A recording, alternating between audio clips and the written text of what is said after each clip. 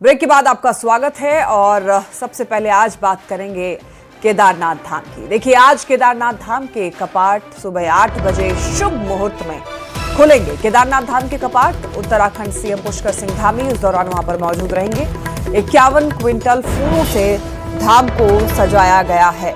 तो आपको ये बताते चले, थोड़ी ही देर में केदारनाथ धाम के जो कपाट हैं वो खुल जाएंगे और इस दौरान वहां पर उत्तराखंड के सीएम पुष्कर सिंह धामी वहां पर मौजूद रहने वाले हैं। तो देखिए, आज यानी कि 22 अप्रैल को ही सुबह 8 बजे से ये निर्धारित समय था। 8 बजे का शुभ मुहूर्त है और इस शुभ मुहूर्त में वैदिक मंत्रोच्चार और विधि विधान के साथ में श्रद्धालुओं के दर्शनार्थ के लिए खोल दिए जाएंगे पट और इसके साथ ही विश्व प्रसिद्ध श्री केदारनाथ यात्रा 2026 का विधिवत शुभारंभ हो जाएगा।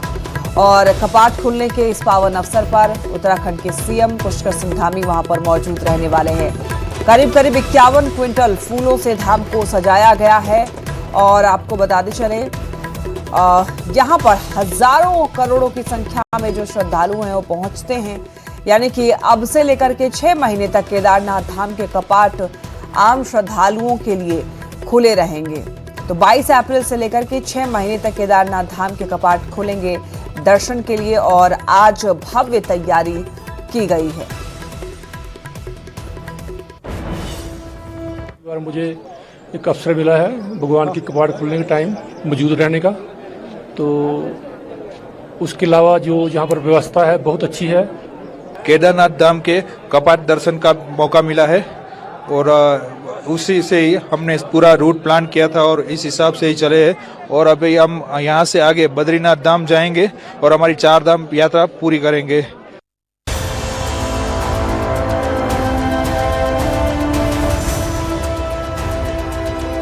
उत्तराखंड के प्रसिद्ध केदारनाथ धाम के कपाट बुधवार सुबह 8 बजे विधि विधान और मंत्रोच्चार के बीच श्रद्धालुओं के लिए खोल दिए जाएंगे। कपाट खुलने से पहले ही धाम में चहल पहल तेज हो गई है और तैयारियां अंतिम चरण में पहुंच चुकी हैं। केदारनाथ धाम को भव्य तरीके से सजाया जा रहा है। 51 क्विंटल रंग बिरंगे फूलों से बाबा के मंदिर का श्रृंगार किया जा रहा है। वहीं स्थानीय कारोबारी यात्रा सीजन को लेकर बहुत उत्साहित हैं। कारोबारियों को उम्मीद है कि इस बार का यात्रा सीजन पिछली बार से भी अच्छा रहेगा। कारोबारी धाम के रास्ते में बर्फ के ग्लेशियरों के बीच अपने जरूरी सामान को किसी तरह धाम पहुंचा रहे हैं ताकि यात्रा शुरू होते ही श्रद्धालुओं को किसी तरह की असुविधा न हो। कठिन परिस्थितियों के बावजूद उनकी तैयारियां जोरों पर हैं। मंदिर के कपाट खुलने के साथ ही अगले 6 महीनों तक ये धाम श्रद्धालुओं के लिए खुला रहेगा। प्रशासन और मंदिर समिति द्वारा व्यवस्थाओं को दुरुस्त करने का काम लगातार जारी है। हालांकि इस साल देर तक हुई बर्फबारी के चलते अभी कई जगहों पर बर्फ हटाने का काम भी चल रहा है। यात्रा मार्ग को सुगम बनाने के लिए मशीनों और मजदूरों की मदद ली जा रही है ताकि श्रद्धालु सुरक्षित रूप से बाबा केदार के दर्शन कर सकें। इसके साथ ही प्रशासन ने स्वास्थ्य सेवाओं और सुरक्षा व्यवस्थाओं को लेकर भी खास इंतजाम किए हैं। आपदा प्रबंधन टीमें और पुलिस बल तैनात किए जा चुके हैं, जबकि चिकित्सा शिविर भी स्थापित किए जा चुके हैं। यात्रा मार्ग पर पड़ने वाले पड़ाव में साफ सफाई, पेयजल और ठहरने की सुविधाओं को बेहतर बनाया जा रहा है। 4 धाम यात्रा के अंतर्गत रविवार को यमुनोत्री और गंगोत्री धाम के कपाट खुल चुके हैं। बुधवार को केदारनाथ धाम के कपाट खुलने के बाद गुरुवार को बद्रीनाथ धाम के कपाट खोल दिए जाएंगे। अकेले केदारनाथ धाम के लिए इस साल करीब 7 लाख ऑनलाइन रजिस्ट्रेशन हो चुके हैं, जबकि सभी चारों धामों के लिए संख्या करीब 19 लाख तक पहुंच चुकी है। केदारनाथ धाम के कपाट खुलने के मौके पर हजारों श्रद्धालुओं के साथ ही सीएम पुष्कर सिंह धामी, बद्री केदार मंदिर समिति के अध्यक्ष हेमंत द्विवेदी समेत कई गणमान्य उपस्थित रहेंगे। ऐसे टैक्सी हायर किया, यहाँ पे आ गए। अभी आते समय हमने देखा, क्योंकि ऑनलाइन तो हम लोग देखते ही आ रहे थे, ऑनलाइन स्लॉट नहीं था। जहाँ जहाँ हेलीपैड है, जैसे सिरसी का है, फाटा का है, वहाँ पे देखा तो उन्होंने बोला कि आपको ऑनलाइन ही लेना है। तो बुकिंग तो 4 जून तक। तो कई लोग यहाँ से पुणे, दिल्ली, तमाम जगहों से यहाँ पे श्रद्धालु हैं। उनकी भीड़ यहाँ पे लगनी शुरू हो चुकी है और कहीं ना कहीं जो इंतजार था 6 माह का बाबा केदार के कपाट खुलने का, वो कल इंतजार खत्म हो जाएगा और बाबा का केदार के कपाट कल खुल जाएंगे, जिसके बाद वहाँ पर श्रद्धालुओं का जो भीड़ है वो उमड़नी शुरू हो जाएगी। सोनप्रयाग से न्यूज़ 18 के लिए मैं संदीप भट्ट।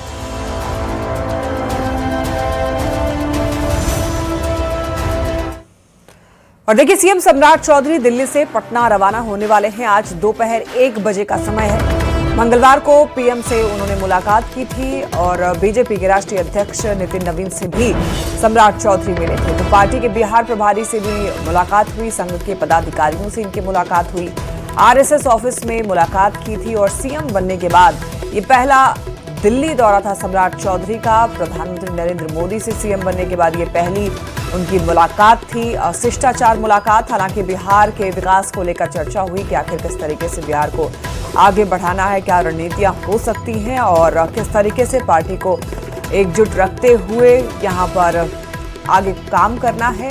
साथ ही साथ ये पहली मुलाकात प्रधानमंत्री से काफी मायने में अहम थी। तो तस्वीरें सभी ने देखा, सीएम सम्राट चौधरी की प्रधानमंत्री नरेंद्र मोदी से मुलाकात की। तो दोपहर 1 बजे का समय है जब आज वापस पटना लौट जाएंगे सम्राट चौधरी। देखिए, महिला आरक्षण बिल गिरने का विरोध, राष्ट्रीय लोक मोर्चा का आज धिक्कार मार्च, विपक्ष के खिलाफ आरएलएम का धिक्कार मार्च।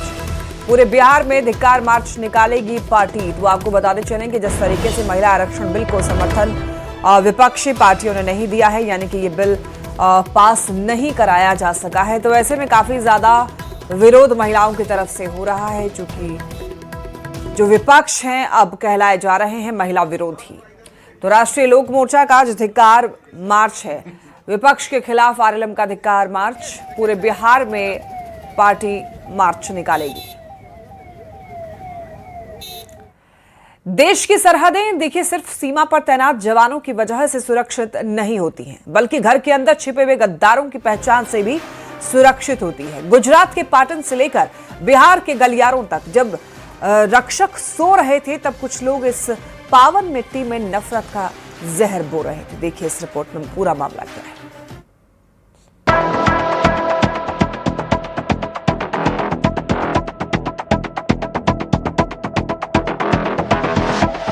सोशल मीडिया, जिसे दुनिया से जुड़ने का जरिया बनाया गया था, उसे कट्टरपंथियों ने साजिश का अड्डा बना दिया।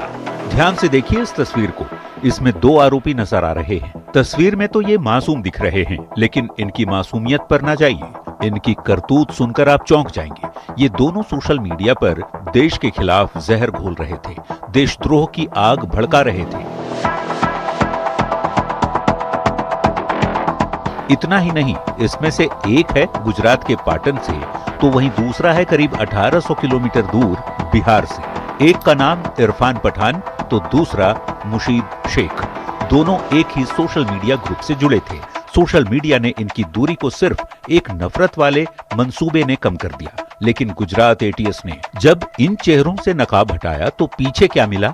वही इनका नफरत वाला मंसूबा, गजवाए हिंद का वो खोखला और खौफनाक सपना जो इस देश की जड़ों को कुतरने की कोशिश कर रहा है। गुजरात एटीएस द्वारा 2 एक्सट्रीमिस्ट आइडियोलॉजी धरावता 2 लोगों को अरेस्ट किया गया था परसों, जो बेसिकली गजवाए हिंद एस्टैब्लिश करने का प्रयत्न यहाँ इंडिया में कर रहे थे। दोनों आरोपी का नाम है इरफान खान खाले खान पठान, जो सिद्धपुर पाटन से है, और दूसरा मुर्शीद जहीद अख्तर शेख, जो मूल वतन बिहार का है पर अभी मुंबई में रह रहे हैं। ये पहली बार नहीं है, इससे पहले भी इनके मंसूबे देश के सामने आए हैं। अभी कुछ दिन पहले ही दिल्ली पुलिस की स्पेशल सेल ने कट्टरपंथ फैलाने और आतंकी साजिश से जुड़े आरोप में बिहार समेत अलग अलग राज्यों से 4 युवकों को अरेस्ट किया था।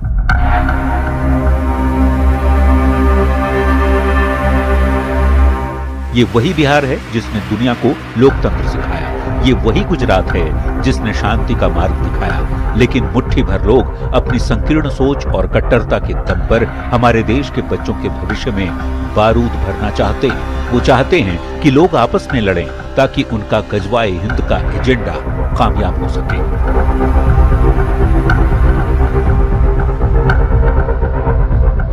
कितना दर्द होता है जब अपने ही बच्चे देश के दुश्मन बन जाते हैं। पर सुन लो कायरों, ये 21वीं सदी का भारत है, ये सपना कभी पूरा नहीं होगा। हिंदुस्तानियों की रगों में 3700 साल पुरानी सनातन परंपरा दौड़ती है। हम वो देश हैं जिसने सदियों तक आक्रमणों का सामना किया और हर बार विजयी हुआ। यहाँ की मिट्टी की तासीर में देशभक्ति का लहू बहता है। तुम्हारी साजिशें कितनी भी गहरी क्यों ना हो, इस देश के कानून और यहाँ के नागरिकों का संकल्प उससे कहीं ज्यादा मजबूत है। देश में रहने वाला नागरिक संप्रभुता से समझौता नहीं करेगा, अपनी अखंडता पर आंच नहीं आने देगा। Bureau report, news 18। पूर्णिया में पुलिस ने बड़ी कार्रवाई की है। पुलिस ने गुलाब बाग 0 माइल स्थित रेड लाइट एरिया में छापेमारी की और इस दौरान पुलिस ने कई लोगों को यहां से गिरफ्तार किया है, जिसमें रेड लाइट एरिया के संचालक समेत कुछ ग्राहकों को भी पकड़ा गया है। कई पीड़ित लड़कियों को मुक्त कराया गया है। मौके से पुलिस ने आपत्तिजनक सामान और वहां से हथियार भी बरामद किए। अब फिलहाल देखिए, पुलिस गिरफ्तार अपराधियों से पूछताछ कर रही है। पूर्णिया के गुलाब बाग 0 माइल स्थित रेड लाइट एरिया में आज छापामारी चल रही है और आप देख सकते हैं कि यहाँ पर बड़ी संख्या में पुलिस बल है और इस गाड़ी में जो गिरफ्तार हुए हैं, जिनको पकड़ा गया है, उन लोगों को पकड़कर थाना लेके जाया जा रहा है और बताया जा रहा है कि इसमें कई रेड लाइट एरिया के संचालक हैं, इसके अलावा कुछ ग्राहक भी हैं और कुछ ऐसी लड़कियां भी हैं जिनसे जबरन देह व्यापार करवाया जा रहा था। उन लोगों को भी पकड़कर उस जो पुलिस की जीप है उस जीप में रखा गया है। इसके बाद कई लोग ऐसे हैं, जैसे कुल 22 लोगों के अब तक पकड़ाने की सूचना आ रही है। हालांकि यह संख्या बाद में घट और बढ़ भी सकती है। इसमें कई संचालक हैं जो रेड लाइट एरिया में देह व्यापार का धंधा करवाते थे और ऐसी भी सूचना मिल रही है कि कुछ लड़कियों को बाहर से लाकर यहाँ पर जबरन देह व्यापार का धंधा कराया जाता था, जिसमें कि कुछ नाबालिग लड़कियों को भी यहाँ पर बाला फुसला कर लाया जाता था और इससे पहले भी कई बार लगातार छापामारी हुई है। पूर्णिया के कुश्तीबाग स्थित रेड लाइट एरिया में, 0 माइल रेड लाइट एरिया में समेत कई जगह रेड लाइट एरिया में छापामारी चल रही। हालांकि अभी पुलिस जांच करेगी और इन लोगों की काउंसलिंग होगी। काउंसलिंग के बाद ही पता चल पाएगा कि कौन इसमें विक्टिम है और कौन संचालक है और कौन ग्राहक है। इसके बाद पुलिस आगे की कार्रवाई करेगी। कुमार प्रवीण, न्यूज़ 18 पूर्णिया। और खबर मोतिहारी से, जहां पुलिस ने बड़ी कार्रवाई करते हुए होटल में शराब पार्टी और देह व्यापार का भंडाफोड़ किया है। पुलिस ने एक होटल में छापेमारी करके होटल के मैनेजर के साथ साथ 3 और लोगों को गिरफ्तार किया है। मौके से पुलिस ने शराब बरामद की है। वहीं दूसरे होटल में छापेमारी करते हुए शराब की बोतलें सहित आपत्तिजनक और भी कई कुछ सामान बरामद हुआ है। प्रशासन की इस कार्रवाई से होटल संचालकों में हड़कंप मच गया है। मधेपुरा के JNKT मेडिकल कॉलेज परिसर में बाइक चोरी की कोशिश करते एक युवक को लोगों ने रंगे हाथ पकड़ा। प्रत्यक्षदर्शियों के अनुसार युवक एक खड़ी बाइक का लॉक तोड़ने की कोशिश कर रहा था, तभी आसपास मौजूद लोगों की नजर उस पर पड़ गई। शक होने पर लोगों ने उसे घेरा और मौके पर ही पकड़ा। बताया जाता है कि पकड़ने के बाद गुस्साए लोगों ने युवक की जमकर धुनाई कर दी, पिटाई कर दी और इस दौरान वहां पर अफरा तफरी का माहौल बन गया और बड़ी संख्या में लोग इकट्ठा हो गए। घटना की सूचना मिलते ही पुलिस मौके पर पहुंची और युवक को भीड़ के चंगुल से छुड़ाकर अपने कब्जे में लिया। खबर वैशाली से है, जहां पर तिसियौता थाना क्षेत्र के पदमौल गांव में गेहूं चोरी की नीयत से घर में घुसे 2 चोरों को लोगों ने पकड़ लिया और जेसीबी में बांधकर पिटाई की। इसके बाद पुलिस के हवाले कर दिया गया। पुलिस ने मौके पर पहुंचकर दोनों को लेकर थाने ले गई। साथ ही पुलिस ने चोर की बाइक भी जब्त कर ली। चोरों से पूछताछ की गई। हालांकि इस मामले में किसी ने पुलिस से लिखित शिकायत नहीं की है।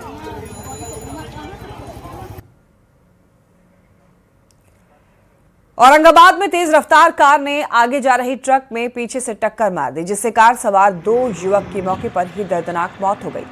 वहीं 3 अन्य लोग गंभीर रूप से घायल हो गए। ये घटना NH-19 पर संडैल मोड़ के पास की। सभी घायलों को तत्काल औरंगाबाद सदर अस्पताल लाया गया, जहां जांच के बाद चिकित्सकों ने 2 को मृत घोषित कर दिया। वहीं प्राथमिक उपचार के बाद 3 को बेहतर इलाज के लिए हायर सेंटर रेफर किया गया।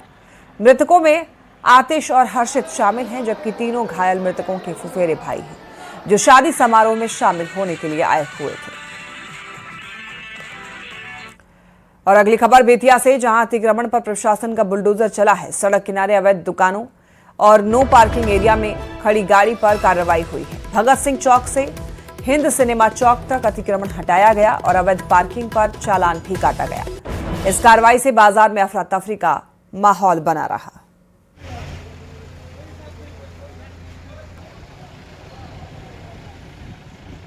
आज ट्रैफिक का बहुत ही शिकायत आ रहा था, तो अस्थायी जो भी भगत सिंह से हिंद सिनेमा चौक तक जो जो भी मतलब बाहर दुकान लगाकर बढ़ाकर रखे हुए थे उस सबको हम लोग हटा रहे हैं और ये प्रक्रिया सतत चलती रहेगी जब तक कि शहर साफ सुथरा और लोगों के लिए कन्वीनियंट नहीं हो।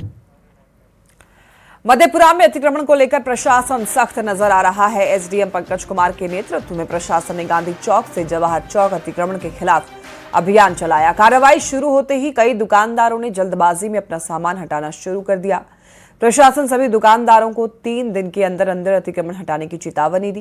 कार्रवाई के दौरान बीडीओ, थानाध्यक्ष समेत कई अधिकारी और भारी पुलिस बल वहां पर मौजूद रहा।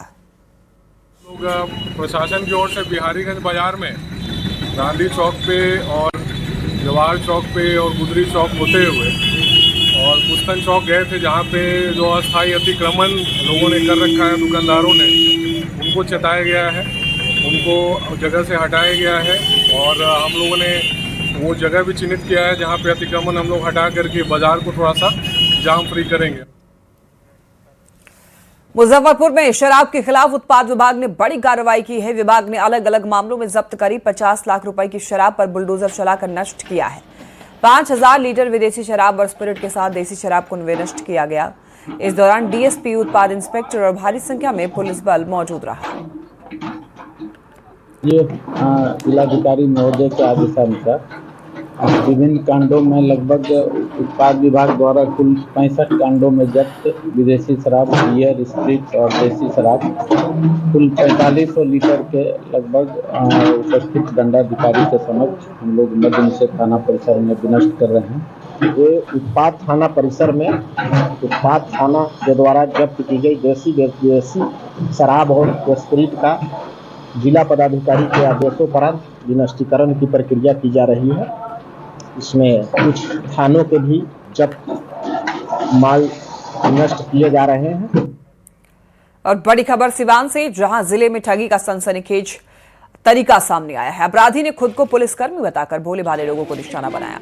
रामनगर निवासी कुसुम देवी मंदिर में पूजा करने के बाद अपने एक रिश्तेदार के घर जा रही थी। इस दौरान 6 अज्ञात युवकों ने खुद को पुलिसकर्मी बताकर उन्हें रोका। ठगों ने महिला से कहा कि उनके पहने हुए गहनों को, जो गहने उन्होंने पहन रखे हैं, उसकी चेकिंग होगी। इस दौरान आरोपियों ने चालाकी से महिला के हाथ से 4 कंगन और गले का एक चेन उतारा। इसके बाद ठगों ने बुजुर्ग महिला के हाथ में नकली कांच की चूड़ियां थमाते हुए भाग निकले। गहना पहनने बनी आई थी, चेकिंग चलता है 10 दिन से जी चेकिंग चलता है। मैडम के दुकान ना धके मैडम की चोरी हो गई तो सरकार के नियम बजे के और गाड़ी गहना मत पहन, नहीं तो 2000 रुपया फाइन अवे लाग गए। हम मंदिर से 2000 रुपये कहाँ से पहले एगो और बेटवा रहे हैं तो टी शर्ट पहनले रहे हैं, वो बैग ले रहे ऐसे निकलिए नहीं तो 2000 रुपये दीजिए, तो निकाल के सीधे दे दे अंगूठी। उसी संबंध में जब वो जा रही थी तो 3-4 लोग अज्ञात लोग जो यहाँ पे इनको रोककर इनसे लगे पूछने कि आप गहना ज़्यादा पानी है तो आप पर प्लांटी लग जाएगा, क्या आप क्या करिए कि गहना निकाल कर छुपा लीजिए, नहीं तो हम लोग आप पर 2000 का जुर्माना लगाएंगे। इन्होंने उन लोगों के भ्रम जाल में फंस के और अपना सारा गहना ज़बरदस्ती उन लोगों ने इनका सोने का चैन, 4 चूड़ी खींचकर निकाल लिए। और देखिए, मुंगेर से एक बेहद हैरान करने वाली खबर है जिसने पुलिस की कार्यशैली पर बड़ा सवाल उठाया है। एक युवती के खुलासे ने न्याय व्यवस्था से लेकर के पुलिस की जांच सिस्टम तक को कटघरे में खड़ा कर दिया है। पॉक्सो एक्ट के तहत जिस केस को अब तक एक जघन्य अपराध माना जा रहा था, वो एक सोची समझी साजिश निकली और महज 4 लाख रुपए के लालच में ये पूरी साजिश रची गई थी और इस साजिश में युवती के माँ बाप तक शामिल थे। ये मामला धरारा और जमालपुर थाना क्षेत्र से जुड़ा हुआ है। धरारा की युवती ने खुलासा किया है कि जब वो नाबालिग थी तो जबरन उसके माँ बाप ने उसकी शादी करा दी और इस मामले में एक युवक को फंसाया गया, जिसके बाद युवक को दोषी मानते हुए उम्र कैद की सजा हो गई और अब इस वक्त जेल की वो सजा काट रहा है। वहीं इस घटना को लेकर पीड़ित युवती को 4 लाख रुपए मुआवजा मिला और इसी मुआवजे के लिए उसके परिवार और अन्य लोगों ने साजिश रची थी। युवती को जबरन हिरासत में रखा गया और मानसिक रूप से प्रताड़ित किया गया, जिसमें जमालपुर थाना की पुलिस भी शामिल थी। अब युवती ने इस पूरे कांड का खुलासा करके मुआवजे की राशि लौटाने की बात कही है। साथ ही जेल की सजा काट रहे निर्दोष युवक के लिए भी न्याय की मांग कर रहा है और इसके लिए युवती ने कोर्ट से लेकर राज्यपाल और राष्ट्रपति तक से गुहार लगाई है। लड़का को सजा हो गया है। क्या लगता है कि झूठा केस? हाँ, झूठा केस में फंसा दिया गया है, वो भी पैसे के लिए। हम चाहते हैं कि उसको न्याय मिले, उसको इंसाफ मिले। तो वो पैसा जो कोर्ट से मिला है कितना मिला? 4 लाख। किसको? हमको। वो पैसा कहाँ गया? वो पैसा मेरे जो हस्बैंड है वो 40,000 रुपया मेरे से जबरदस्ती निकलवा लिए। और हम जब पैसा को बोले कि वापस करेंगे तो वो मेरे पे झूठा इल्जाम लगाते हैं कि तुम पैसा चोरी कर ली है और गहना लेके तुम भाग गई है। मुकदमा में पीड़िता का कहना है कि जबरन से झूठी गवाही दी गई, इसका मेडिकल जांच नहीं हुआ और उसके बाद दोषी को सजा मिला और दोषी अभी सजावार है और जेल में। लड़की जब नाबालिग थी तो इस समय का घटना था और लड़की का ये भी आरोप है कि नाबालिग अवस्था 15 वर्ष से कम उम्र के आयु में ही इनके माता पिता के द्वारा एक अधिक उम्र के लड़के से शादी कराया गया और उसके बाद एक बच्चा का जन्म हुआ। स्पष्ट हो रहा है कि पैक्सो एक्ट का जम के दुरुपयोग हो रहा है। तो इसमें कल तक परिजन की सहभागिता सामने आती थी, लेकिन इस मामले में जमालपुर थानाध्यक्ष और धैर्य थानाध्यक्ष की भी संलिप्तता सामने आई। दरभंगा स्थित कामेश्वर सिंह संस्कृत विश्वविद्यालय में राज्यपाल के आगमन से ठीक एक दिन पहले भारी हंगामा देखने को मिला। वेतन और पेंशन भुगतान की मांग को लेकर कर्मचारियों और पेंशनधारियों ने मुख्य द्वार पर जोरदार प्रदर्शन किया। विश्वविद्यालय की प्रस्तावित सीनेट बैठक से पहले कर्मचारियों ने धरना देकर जमकर विरोध किया, जिसके चलते बैठक को स्थगित करना पड़ गया। प्रदर्शन के दौरान एक कर्मचारी ने आत्मदाह करने की भी कोशिश की, हालांकि मौके पर मौजूद लोगों ने तुरंत उसे रोका और बड़ा हादसा टल गया। कर्मचारियों का आरोप यह है कि विश्वविद्यालय प्रशासन द्वारा वेतन और पेंशन का भुगतान रोका जा रहा है।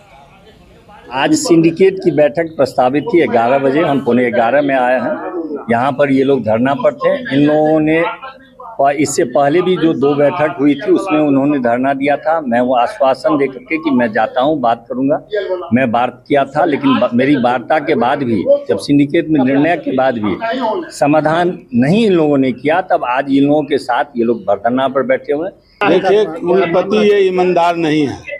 आज इतना सौभाग्य की बात है कि हमारे बीच महामहिम कुलाधिपति कल दरभंगा आ रहे हैं और जिस तरीके से यहाँ का माहौल है कि सिंडिकेट की 3 बैठक होनी थी, लेकिन इनके मनमाने ढंग से विश्वविद्यालय चलाने के कारण आज कल सीनेट की बैठक है और आज अगर एजेंडा का सिंडिकेट की बैठक की जा रही है, कोई एजेंडा हम लोग के पास नहीं है। क्या कहना चाहते हैं? परेशानी यही थी कि जो राज्य सरकार का था सबका जांच वाच करना, डेट ऑफ बर्थ, अनुभव प्रमाण पत्र इत्यादि, उसमें जो है विलम्ब हो रहा था।